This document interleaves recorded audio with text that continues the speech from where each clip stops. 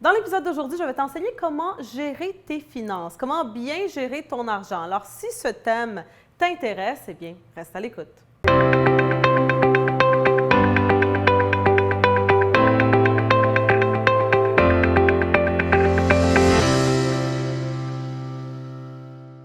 Ici Alexandra Villarroel-Abrego et je te souhaite la bienvenue à un autre épisode de AVA Coaching pour Business. Dans l'épisode d'aujourd'hui, eh bien, je vais t'enseigner comment bien gérer ton argent, comment bien gérer tes finances.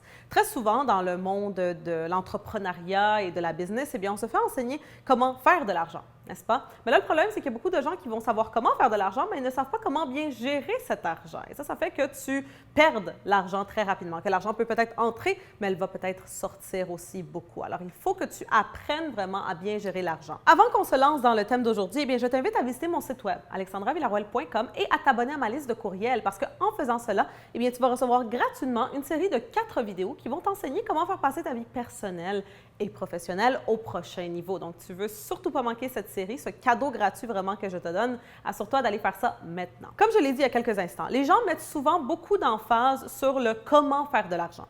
Comment avoir plus d'argent, comment attirer de l'argent, comment générer plus de revenus, etc. Mais ne vont pas souvent mettre l'emphase sur comment maintenant gérer ces revenus, comment gérer cet argent.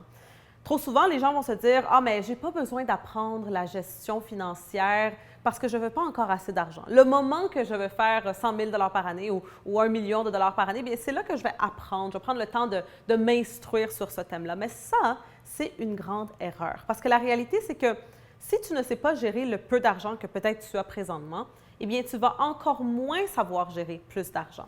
L'argent, c'est vraiment de l'énergie. Et plus tu en as, plus ce qui se passe présentement dans ta vie va devenir exponentiel, va grandir. Donc, si tu as présentement des dettes et tu fais par exemple 30 000 $ par année, eh bien, si tu fais 300 000 $ par année, tes dettes vont vraiment se multiplier. Il va juste en avoir plus parce que tu vas avoir la même relation que tu as présentement avec l'argent, que tu fasses plus d'argent ou non. Tu comprends? Donc, c'est très, très, très important. C'est pour ça, peu importe dans quel niveau ou quelle braquette financière tu te trouves, que tu commences déjà à apprendre la gestion de l'argent. Quand ça vient à l'argent, on va très souvent se faire enseigner, que ce soit de façon concrète ou même de façon un peu inconsciente, que l'argent n'a qu'un seul devoir, qu'une seule responsabilité et que c'est de la dépenser. N'est-ce pas? On se fait dire qu'il faut faire de l'argent, qu'il faut avoir un travail pour pouvoir subvenir à notre vie, à nos dépenses, n'est-ce pas? Par contre, les gens qui font de l'argent, les gens qui ont de l'argent et qui savent garder surtout de l'argent, vont comprendre que l'argent a plusieurs différents devoirs. Il n'a pas un seul devoir qui est les dépenses. Les gens très souvent qui sont pauvres, qui vivent plus dans la pauvreté, eh bien, vont croire que l'argent n'a que le devoir de se faire dépenser. Les gens qui vivent très souvent plus dans la classe moyenne, vraiment, eh bien, vont se dire que l'argent a deux devoirs, deux travails, qui est de dépenser et d'économiser. Donc, l'argent, c'est fait pour la dépenser et pour l'économiser. Les gens qui sont peut-être un peu plus en haut de la classe moyenne vont savoir que l'argent a trois travails, que c'est de la dépenser, de l'économiser, mais aussi de l'investir. Et là, maintenant, les gens qui sont beaucoup plus en haut de la classe moyenne, les gens qui vivent vraiment plus dans la prospérité, dans l'abondance, eh bien, comprennent que l'argent, en réalité, a 4 devoirs, que c'est de la dépenser, que c'est de l'économiser, de l'investir et aussi de la donner. Donc, vraiment de faire des dons et etc., des dons de charité. Le moment que tu comprends finalement cela, que tu comprends que l'argent n'a pas qu'un seul devoir, qu'une seule responsabilité, mais plutôt qu'elle en a 4, c'est le moment que tu vas pouvoir commencer à apprendre comment est-ce que tu peux prendre ton argent puis la diviser justement dans ces 4 différentes catégories. Quand je suis en coaching avec mes étudiantes et que nous entrons dans le thème des finances, une des premières choses, un des premiers exercices et devoirs que je leur donne à faire, c'est de faire une liste de leurs dépenses. La raison pour laquelle je fais cela, c'est parce que trop souvent, les gens ne savent même pas c'est quoi les dépenses qu'ils ont mensuellement. Et si tu ne sais pas quelles sont tes dépenses, qui est la première des catégories, n'est-ce pas, des 4 responsabilités de l'argent, eh bien, ça va être très difficile de pouvoir savoir combien d'argent mettre dans les investissements, dans les économies, ainsi que dans la charité, n'est-ce pas? Alors, la première des choses qu'elles vont faire, ça va être une liste de leurs dépenses et une autre chose, ça va être une liste de leurs dépenses idéales. Donc, je leur dis, dans un X nombre d'années, quand tu vas avoir la liberté financière que tu désires avoir présentement, quand tes rêves vont s'être réalisés, quelles seraient tes dépenses mensuelles? Dans quoi est-ce que tu mettrais ton argent? Dans quoi est-ce que tu dépenserais ton argent? Comme ça, le but de faire ces 2 exercices-là, c'est de savoir, OK, présentement, combien sont mes dépenses et maintenant, qu'est-ce que je dois faire pour pouvoir arriver à ce point-là, n'est-ce pas, pour avoir ce montant-là. Donc, c'est très important de se donner justement des objectifs financiers puis de savoir, OK, ça, c'est le nombre d'argent, c'est le montant que je devrais faire mensuellement ou annuellement pour pouvoir subvenir à mes dépenses idéales. Après avoir terminé de faire cet exercice avec mes étudiantes, donc elles écrivent leur budget du moment présent, donc le budget présentement, ainsi que leur budget futur, du futur idéal, eh bien, je vais partager avec eux ce que je m'apprête à partager avec toi. Je veux que tu prennes un papier, un crayon, puis sur ton papier, je veux que tu traces un cercle, OK? Ce cercle représente la totalité, le 100 de ton revenu, OK, par exemple, de qu'est-ce que tu fais par mois. Là, qu'est-ce que tu vas faire, c'est que tu vas diviser ce cercle en deux.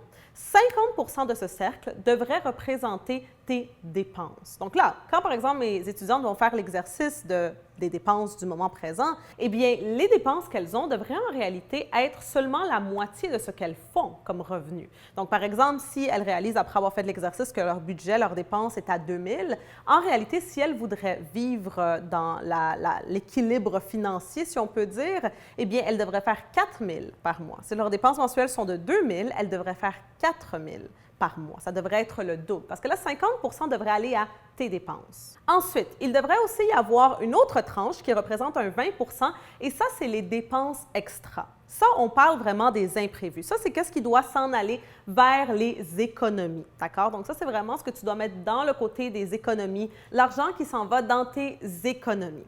Ça, c'est vraiment l'argent que tu ne veux pas toucher, n'est-ce pas? C'est l'argent pour dans les situations où il y a quelque chose d'urgent qui arrive, quand il y a des imprévus dans la vie, que ce soit de santé ou que ce soit à la maison, quelque chose se brise, on doit refaire le toit. Bref, ça va vraiment aller dans ce 20 Et ensuite, il va rester un 30 Ce 30 on va le diviser en deux parties. Un va être 15 qui serait les investissements et un autre 15 va représenter la charité, justement.